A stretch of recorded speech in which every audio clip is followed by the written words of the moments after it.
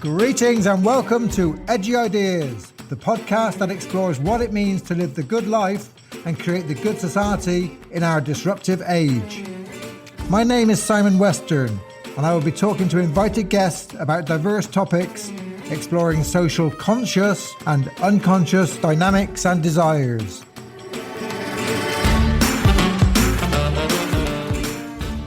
Welcome to this edition of Edgy Ideas. Today's special guest is Shermin Voshmgir. Shermin is author of the best-selling book, Token Economy, How Web3 Reinvented the Internet. She's also founder of Token Kitchen and Blockchain Hub Berlin. Previously, she's director of crypto economics at the Vienna University of Economics. Shermin is an Austrian with Iranian roots, and she currently lives in Portugal and works on the intersection of technology, arts, agriculture, and social science. So Shermin, very delighted to have you on Edgy Ideas. How are you today? I'm good, thanks. Very excited to be on your show. Good. Well, you have a really interesting intersection going on there. Technology, arts, agriculture, and social science. Yeah. Well, agriculture is the last in the list. I just bought a farm in Portugal. This is why I came here.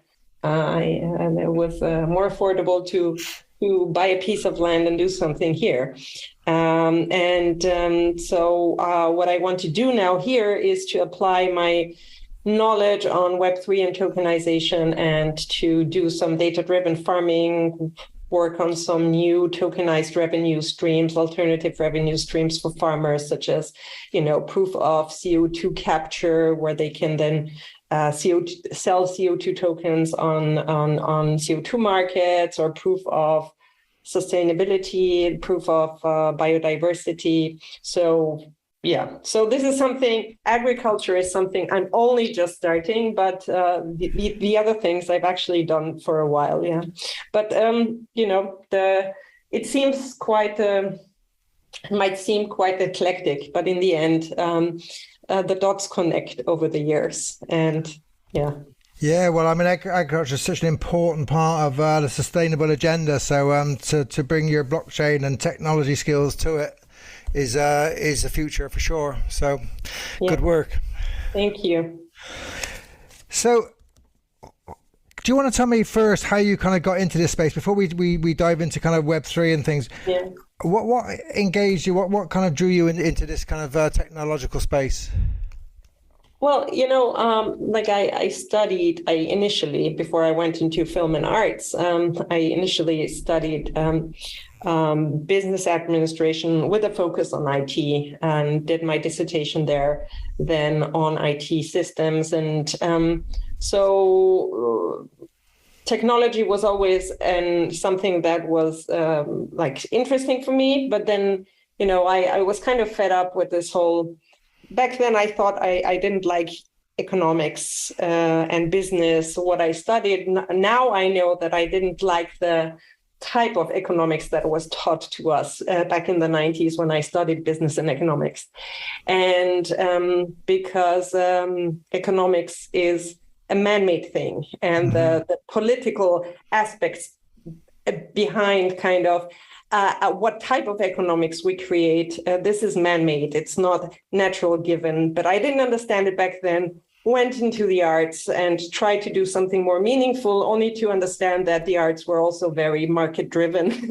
Yes. and the same rules applied to surviving as an artist. And then one thing led to another. I kept following a white rabbit, and I think I went to Berlin. This is when the loop closed. I worked on eventually, after a few years in the film and arts, I got a job offer, or not a job offer. I started a startup actually with some people in Berlin, which tried to have an indie art house film platform empowering the independent filmmakers, but that was before we knew about blockchain. So everything we wanted to do back then was basically not possible in the Web 2. Mm-hmm. And that was maybe 2008, 9, fast forward. Then I was doing a bunch of other things. on the intersection, like doing my art and making money otherwise, right? And around maybe 2015, somebody at a party, a friend of a friend, said something blockchain. I'm like, what's blockchain? Then it was like late and we had a lot of drinks, but like something resonated with me. So the next day I wake up in the morning, I'm like, what was the thing he was talking about? And I'm like, the only thing I remembered, so how do you remember the word blockchain, right? It's like a completely random word that you don't remember when you hear it at first. And then I was like, okay, wait, he said something technology, Bitcoin. And I started Googling, and I just remember lying in bed all day in front of my mobile phone, trying to soak up everything. So something instantly resonated with me. And even though I was far from understanding what Bitcoin is, what blockchain is, I had this gut feeling from the bits and pieces of information that I was picking up here and there. And mind you, it was 2014, 15. Like there was literally no information out there. Like I really had to, especially there was like, except for GitHub repositories and maybe some social media channels for where the developers were speaking to each other, but that was the developer speak. But there was no information for normal people. So as I was trying to figure out what this thing is, I was sharing that information. This is how Blockchain Hub started, first as like an educational website, and then as a think tank, and then everything, went on from there. But I just really remember that I had this gut feeling that it's an operating system where we could potentially change a lot of the economic and social dynamics that we have in our world, but I didn't understand how and why. And as I was figuring it out, I started, to share this information. And this is eventually how the book was created over the years. And here I am. And so, I really think that this new generation internet, like the Web3 blockchain networks are really the backbone of this new generation or internet that many refer to as the Web3. And the tokens are kind of the killer application. And but to understand this, it took me a few years. And I think one of the most interesting, and this is what got me into it, back then, like really blockchain networks are collectively maintained infrastructures. And this is the most exciting phenomenon, that through this very highly criticized mechanism, proof of work, actually what it achieved to do is to create an incentive mechanism for individual participants to be rewarded for maintaining a public payment network in the absence of banks and other intermediaries. And that concept can now be used for creating any other kind of public infrastructure, public computing networks, public telecommunication networks, public social media networks, right? Yeah. But the mechanism of incentivizing has to be through sophisticated token incentives. And the design will depend on the purpose of the network. And we refer to these networks often as DAOs, decentralized autonomous organizations. And this is what I think is the most exciting potential of this Web3, if we get it right. Yes, yeah. We'll dive a bit deeper into getting it right.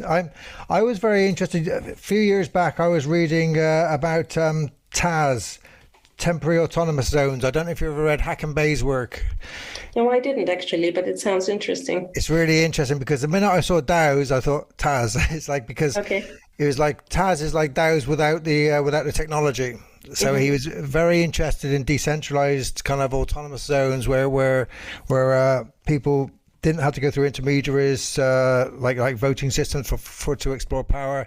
It's very much about kind of participative kind of organising, and DAOs offer this huge potential, don't they? There's a huge potential in organising our businesses, our finance, even kind of voting and political systems very, very differently.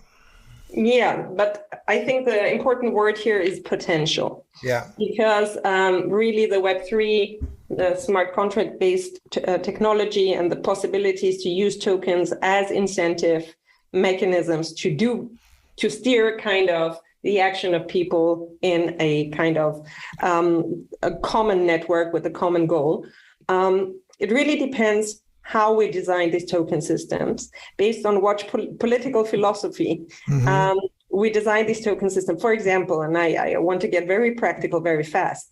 Like if you have, and unfortunately many of the early DAO, or most really, of the DAO incentive systems, they create some kind of fungible token, a token that has money-like values that where each unit is identical. It can be used as a currency in the network, right? And it doesn't expire. It doesn't have an expiration date and anything. So it works just like analog money as we know it. But tokens are, programmable money. You can give them any types of properties. You can make them disappear after a while. You can make them, and why would that be important? Because we know that capitalism, the problem is not free market system. Free market is a good thing. The problem is once people start hoarding money, those who have more can make more because money doesn't expire, right? And then we have these horrible power structures where the rich get richer and the poor get poorer. And then every once in a while we have war and revolution and redistribute the whole thing. And then it starts from scratch. Why? Because the way we define money as a fungible token that never expires is flawed. And unfortunately, I'm seeing that in the Web3, instead of people understanding alternative monetary systems, they take the same principles of money and they apply them to the Web3. And now we have early Web3 cool infrastructure with cool purposes and ideas, but based on outdated principles. Unfortunately, I'm already seeing how things are going wrong because they still build on the principle, for example, this is one example only, of hoarding money and or kind of a currency instead of making it perishable after a while, and thereby creating an incentive mechanism of having more productivity and not holding on to your money, but rather doing something productive or redistributing it. This would create a completely different economic system, right? So what we're already seeing, the Web3 with its kind of a base layer technological infrastructure, really it's a governance technology, but how we then decide to create these new decentralized distributed systems on top, this distributed financial systems, distributed social media systems, the way we create it really then depends on us. Yes. And very often I have to say that I doubt, like in theory, it can create more possibility for participation, but people have to be willing and have the time to participate as well. And what is often forgot when in the design of these DAOs is they base on the assumptions. Very often a bunch of engineers come, they have no social science experience, and they think just because they introduce a voting system where everybody can vote means that everybody will vote. But then in theory, the participation level is only 5% because most of the token holders, investors, they don't have time. They don't have time to think about it, to think about the implications of what they're voting for. And then there is this system that intends to be democratic, completely ignoring everything that we've learned from the history of political science, because they don't include political scientists when they design these systems. So this is one of the biggest challenges, for example, that I see. It's like, again, we have tech people creating tech as if it were tech, not understanding that it's an infrastructure for people, and the people with their different know-hows need to participate in the creation of the tech. Just because you know how to write the code doesn't mean that you know how to meaningfully write the code. Sure, so that's very helpful for you saying that. I have a few. Yeah, so this is one of, I think, and so, yes, it could be more democratic, but the reality as we're seeing it, it's not, because we're seeing the same power structures emerge and the same participation lacks that we have in our current societies, because they're inherent to the dynamics of social systems. Yeah, no, that replicates a lot of. I have colleagues who consult to DAOs and work in crypto, and they say that exactly what you've just said, that the algorithm biases are dysfunctional because the way they're set up without meaningful thought, the way kind of people are not understanding people dynamics. They expect it just the tech to take over, and yet they haven't kind of thought about the consequences of some of that. So that's very helpful. What excites you about this this technology, the Web3? What's keeping you excited? Well, I mean, honestly, the more I know about it, the more I am scared. What excited me initially, because the more I know about it, and the more as time progresses and the more I see how people use it, I see that the Web3 is like a knife, right? Mm-hmm. You can use it for cooking, but it can be used to harm people physically as well, right? And it's the same thing for the Web3. So what got me initially excited was exactly what I said before, the potential. It's like, I think one of the first things I wrote, or back then it was an academic paper I wrote on the Web3, was about the potential of DAOs, distributed or decentralized autonomous organizations, as a new organizational form on top of the internet that transcends nation states and doesn't need the same level of legal trust layer that we need in the world today to interact with each other. And so this is what got me exciting most. And I still think that these DAOs are the next level. From an international relations perspective, they're the next level of I'd say, how did we call it? Like a non-state actor in the context of international relations, right? So we're seeing that the boundaries of the power structures, global power structures of nation states are fading with the emergence, since the emergence of the first multinational corporations early 20th century, then with an emergence of this kind of the new type of corporations that were internet operated in the Web 1 and 2.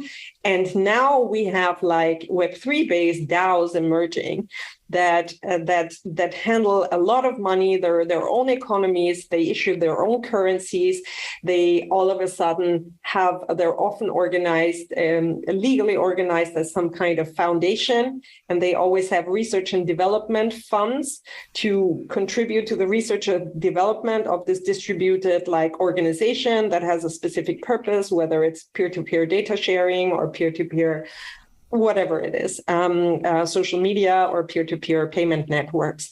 And so this organizational aspect, this institutional aspect is actually the thing that I thought most interesting, and the fact that anyone can create their own currency. Now, the question is who will participate in your currency system, right? Yeah. How do you make people participate in your own currency? But everything we've always dreamed about, or like alternative currencies are not a new phenomenon, right? So we've had people dabble around alternative currencies, local currencies for centuries, if not longer. But now we have this technology where you can create your own alternative currency with a few lines of code. Mm-hmm. And you can do kind of the concept of local currencies on a global scale. It's local, but not local geographically local. It's local to an idea, right? Mm-hmm. Around an idea. And I think these kind of what I call purpose-driven tokens that are issued around, a proof of some contribution to some public goal, whether it's CO2 capture or peer-to-peer payment network. I think this is what fascinates me most. How can we create alternative economic systems? On top of this, and this is what I'm also trying, not as a DAO yet, but at least the alternative value creation for for farmers is what we're trying to do at this farm here in Portugal. Trying to understand how current farming works, like the current incentive systems for a farmer are like you produce some crop or livestock and then you sell it and you want to profit maximize on that, right? So the current incentive systems are not always geared towards sustainability, right? Often you use fertilizers or monoculture, agricultural practices that in the long term very often damage not only your local ecological system, but like when we sum it up, our global ecological system, right? Yeah. So the question here for us now is how can we use tokenization to reward farmers to do the right thing? The right thing from my perspective, would be to incentivize farmers to or give farmers additional revenue streams when they prove that they achieved that they produced their agricultural or did their agricultural practices are can provide or can contribute to CO2 capture, biodiversity maintenance, water retention, soil quality. And these proofs, today, some of these proofs already have a value. For example, CO2 capture has a value. And we're seeing that some of the voluntary CO2 markets, so I'm not sure if you're into CO2 or your audience is into CO2. So because of the global treaties that we've had over the last 20 years, like the Paris Agreement, nation states have to fulfill their quotas on capturing CO2, for example. And then you have the mandatory markets and you have voluntary markets. Now, an interesting thing that is happening is that the voluntary CO2 markets, they see that CO2 only is one aspect because you can't, there is a bias on CO2. It's very interrelated also to biodiversity maintenance. When you have the higher your biodiversity, scientific data shows, and it varies across obviously geographies, but it shows that with biodiversity loss, you have CO2 capture loss. So if you can prove biodiversity maintenance, this is one of the new indicators that is being currently developed for CO2 standards to also be rewarded, right? So, and we want to take this to the next level and tokenize it using sensor technology on the intersection of blockchain, AI, and IoT. How can we apply this on farms and create tokenized alternative revenue streams based on alternative value creation that transcends this capitalistic input-output idea? That's so interesting. I'm picking up from what you're saying that really it's almost like the technological revolution going on is going much faster than the social and the economic minds that follow it, and the real work to be done is to try and do the work in the political, the social, and the economic area to try and shape this, or try and keep up, or shape the direction of the technology. Would you agree with that kind of way of thinking? Yes and no. I mean, yes, I think yes, the technological evolution and the applications that are building on top of it. This is so fast that I can't keep up. I'm having a hard time, and I'm like, this is my full-time job to stay up to date, and I'm having a hard time to stay up to date to be able to write what I'm currently doing, the third edition of the book, Token Economy. So I don't want to know how hard it must be for outsiders who are not specialized in this system to keep up with that. I think it will get easier once the Web3 and their tokenized applications become more mainstream. It's still very niche. People are too much focusing on the currency applications, like the global cryptocurrency applications or crypto asset applications, but most people are not talking about recently a bit about NFTs and DeFi, but it's really like the most interesting use cases we're not even talking about, like what we're trying to do. And this was inspired what Rebalance Earth is doing with the forest elephants in Liberia. Really, we copied their idea, kind of on the elephant tokens or biodiversity tokens they want to create. And so we're seeing that on a general level, yes, there is a lag, but on the forefront, a lot is happening. But I wouldn't be as pessimistic.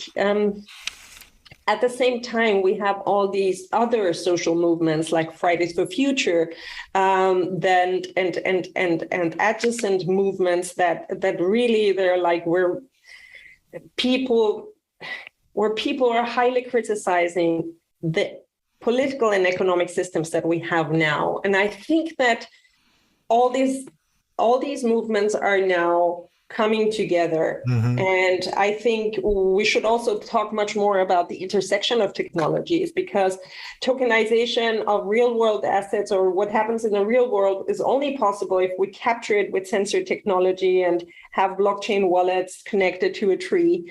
Otherwise, so the intersection of, and then we need data, analysis of, of what happens, for example, the data that the sensors collect in the countryside on the farm need to be analyzed by machine learning, AI algorithms. So it's the intersection of blockchain, AI, and IoT that is interesting, paired with the social and economic movements that we're seeing. And I'm positive that there is a potential that all these movements come together, the technological possibilities and the movements as they come together. I think there might be an exponential development of new economic applications. But at the same time, the old system is fighting back with tooth and nails, implicitly and explicitly. So we're also seeing that. So I think the next few years will be very interesting. We're already seeing it. Like, I don't know, and it's like I can only think about like what's happening with Russia and the Ukraine. There is this old man living, with his outdated principles and his entourage. I mean, it's not only that old man, who thinks that it's a good thing what they're doing. Like, just be innovative, create an app, that saves people's lives based on precision medicine that uses AI. Try to be competitive like that. Why send bombs? This is such an outdated system, but we're seeing that there is a certain generation that still thinks that these old tools of ego, whatever that is, it's necessary, and we're at this verge, I think,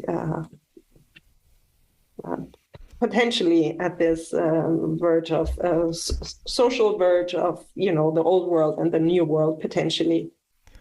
Yeah, no, I agree. It's a space kind of I'm working with the Ecology Institute a lot and trying to work in that kind of emerging space and drawing on social movements. Would you see, when you think about kind of Occupy, you think about the Arab Spring, you think about how Web2 technologies were kind of very important to drive those movements. Would there be applications in Web3 which would kind of change the way social movements organize themselves? Have you thought about that at all? Yes, but I have another thought. It's like, remember how Arab Spring, we had all these videos about what's going on Tahrir Square? Yes. Why are we not seeing any videos of what's happening in Russia or in, like, where are these videos in my feed? This is a question I'm asking myself. Who is censoring what? Yeah. This is if we remember any of the prior kind of bigger political events, up until maybe 2-3 years ago, it was like we had in our social media feeds so many videos of citizen journalists just recording something that happens and it's being shared. But where are these videos? I don't see them on Twitter. I don't see them on LinkedIn. I've left some like Facebook, the Facebook world, but every once in a while, I don't see that. So I'm wondering what happened to the Web2. is this filters? Is this censoring? So, and yes, we will have, and we already have the first social media, like Web3 based social media networks. One of the first, if not the first, was Steemit. I have a whole chapter in my book analyzing Steemit. Unfortunately, the purpose was amazing. The token design was so flawed that they, like the economic system they created wasn't sustainable. It didn't work out. I think they still exist, but so we're seeing the first social media networks in the Web3, but we're not there yet because we haven't figured out, the community hasn't figured out the appropriate incentive mechanisms that are appropriate to incentivizing a social network to have high quality. How do you curate high quality and reward high quality like content, and what's high quality? Because what might be interesting for you is complete trash to me, and vice versa. So we're not yet there yet, but definitely the Web3 could resolve some of the curation issues that we have and some of the reward issues that we have, because and it will be much more transparent, because right now the question I'm asking myself is like, why am I not seeing videos of what's happening in the Ukraine anymore? Nobody can answer it, because the algorithms are proprietary to Facebook, Twitter, and all the social media. In Web3 based social media applications such as Steemit, the protocol, the rule set, the algorithms are open source. So everybody knows what the rules are. They're not hidden. You know, there's no hidden agenda. And I think that would be the chance of Web3 based social media networks. But then again, we have a new can of worms of privacy issues if we don't use privacy preserving, current state of the art blockchain networks are actually not very privacy preserving, right? They're pseudonymous rather than anonymous. So we need more sophisticated application of cryptographic tools applied to these core blockchain networks. And it's possible. The question is, will they become mainstream, right? But other than that, there should be more transparency about like what the algorithm is feeding me. We have no idea. It's like we keep criticizing Russia for a very good reason, and maybe also that a lot of censorship is happening there. But honestly, do we know who is censoring our data feeds, or how the data feeds are getting tweaked over at Facebook, Twitter, MySpace, or LinkedIn? We don't know, and they're not transparent with their information. They don't reveal it. No, and this is the big challenge with the kind of Web2, that it became so centralized, the data controls that we just don't know, and we don't know what happens to our data. We don't know kind of what's being privatized, what's kind of being stopped. It's a huge challenge. Yeah. Like you say, the Web3 opens up possibilities, but there's a lot of work to do to get it right. And I'm really, really glad that you and others are doing the work, because for people like me, it's very hard to keep up. I hear you. I hear you, and I think this is where exactly the rhetoric, or the decentralization rhetoric doesn't hold. So. Yes. And by the way, I don't like the word decentralized anyway. I think these blockchain networks and other Web3 networks are collectively maintained, internet infrastructure. Yeah. But the level of decentralization depends on the power structures, and pretending that there are no power structures, pretending that basic democracy works. It hasn't worked in the real life. How should it work in an information load internet world? Like we moved from full participation where every citizen can decide on every law to representative democracy for a good reason, because there is a cognitive overload, and in participating in all the decisions, apart from the fact that citizens might not have the know-how to participate in some of the complex decision-making process. But then we have the representatives, and the representatives is exactly what blockchain or Bitcoin wanted to get rid of, the middleman. But I understand why, the idea, but we need to understand that there is only a certain degree of computational constitution that is possible, unless we have super AI that is on a superhuman level or a transhuman level. But unless we don't have AI-based governance that has been stress tested and performs in the interest of us, right? Of the collective of humans, we need a certain level of human governance. Algorithmic governance, such as the blockchain protocols and other Web3 protocols, can help us reduce the friction of coordination over the internet, can create more transparency, can reduce the level of corruption, but it will not reduce human interaction as a whole. We will need a human, there is the algorithmic governance, and then there is this feedback loop where we need to the human modification part of the algorithm, like the algorithmic governance. It's like the computational constitution of our decentralized networks. It's written in code, in machine code that self-enforces rather than on paper, in legal speak. But it does the same thing. And I think smart contracts should follow or should go hand in hand with the legal principles that we've developed over the years, right? Because we've developed them for a reason, especially in better functioning democratic countries.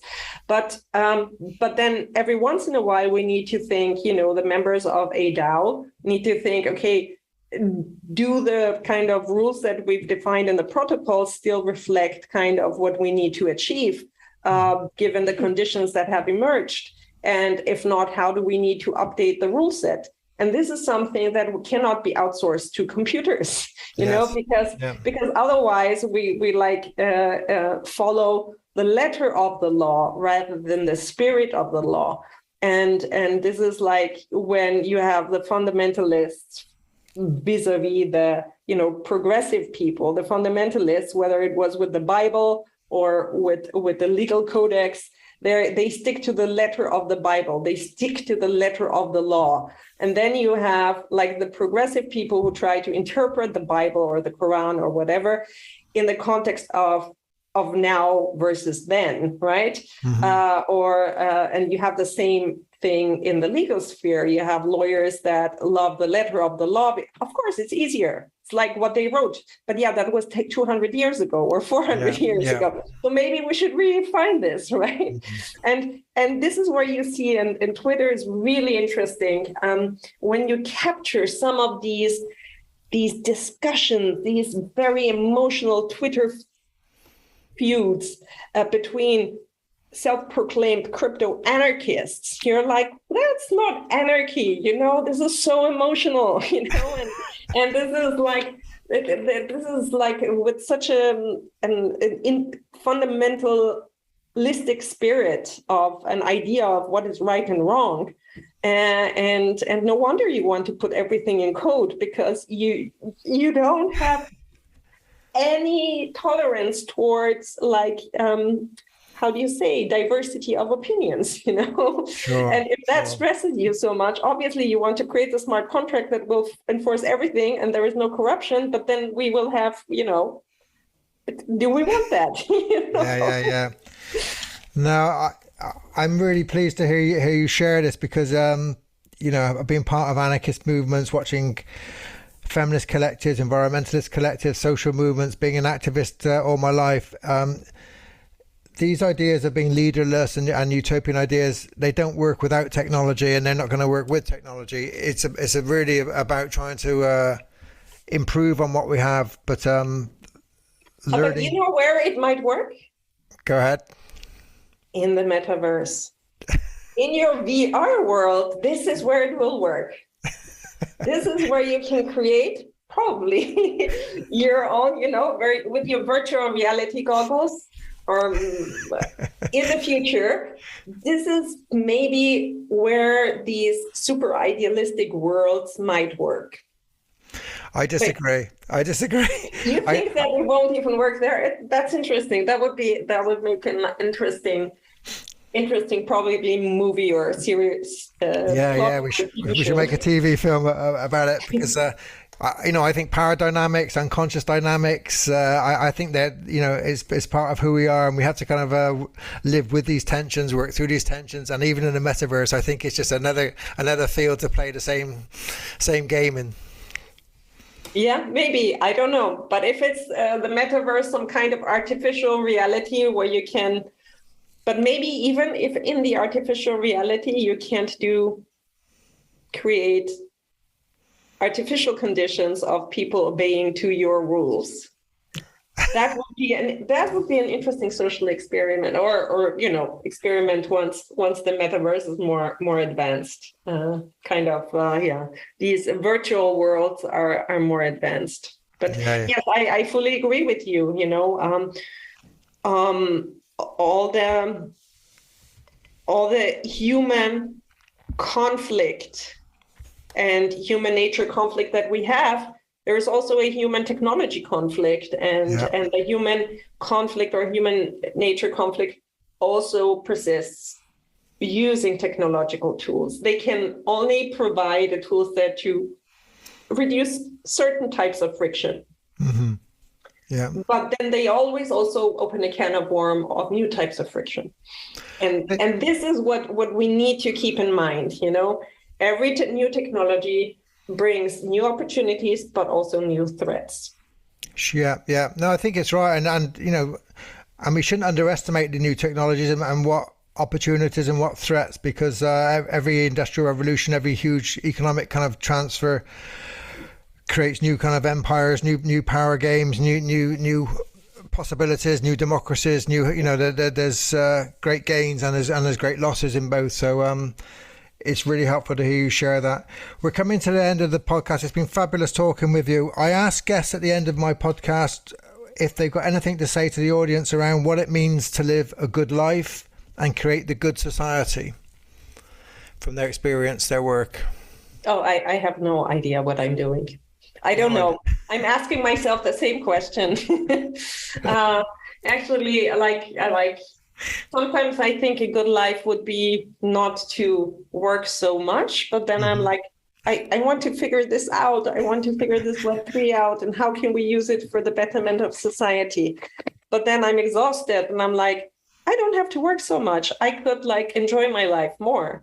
But then maybe I would feel guilty or empty because I've already had that. So I don't know. I'm still trying to figure it out. But every once in a while, I see a white rabbit and I follow it. And usually when I do, interesting things come out. But it might be a myth. I don't know. Maybe other people realized this way earlier than I did. But I needed almost 50 years to realize that life is not easy, But maybe it's not, because it has its ups and downs, but it's usually it's after the fact, then you remember, that was a really good time. I didn't realize it at the moment because I was exhausted, or maybe I was expecting to do things faster. I don't know. Honestly, I don't know what, maybe to answer your question, from my perspective, because I haven't achieved it yet, a little bit more patience. I think patience could increase the quality of one's life. Because I seriously lack patience, and I try to do too many things at the same time, and I'm very often overwhelmed by it. And maybe patience and moving slower could increase the quality of life. Thank you, Shermin, for sharing so much. And I'd like to recommend your book to everybody. If you're trying to understand what's going on in Web3, then Shermin's book, Token Economy, is a really a great explainer. So thanks for your contribution. Thanks for sharing your thoughts. Take care. Thank you so much. It was a wonderful interview. Thank you for listening to this edition of Edgy Ideas. Coming up, we have our next advanced coach program. We now have 400 coaches trained internationally. If you're a coach, a leader, or a consultant wishing to develop your coaching skills, come to this advanced program. It's online for 12 weeks, and I'll be leading that program.